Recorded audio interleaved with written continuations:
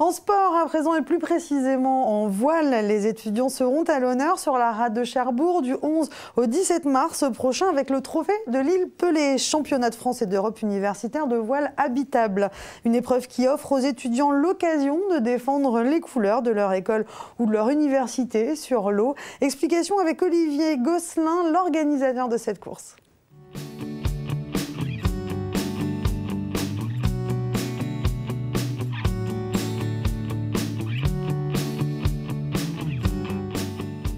Année du trophée de l'île Pelée, on a full inscription, on peut le dire, donc 32 équipages.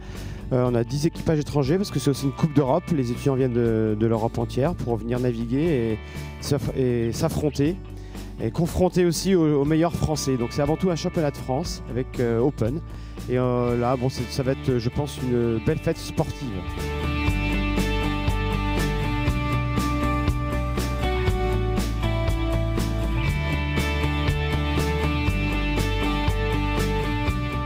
C'est avant tout donc un championnat de France, beaucoup de jeunes, ils sont plus de 160, là, concurrents, plus les accompagnateurs, on arrive à près de 200 étudiants.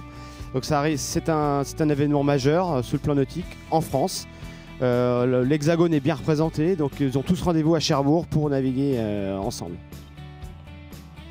C'est-à-dire que pour la première fois, il y a eu des sélectives en France pour pouvoir aller au final, qui est les finales, donc le trophée de l'île Pelée.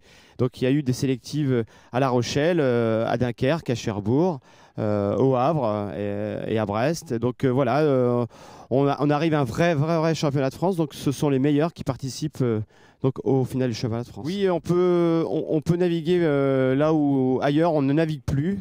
Ceci dit, les bateaux, on ne veut pas non plus qu'ils soient cassés, mais bon, on arrive à naviguer un peu plus longtemps qu'ailleurs. C'est la rade qui nous protège quelque part.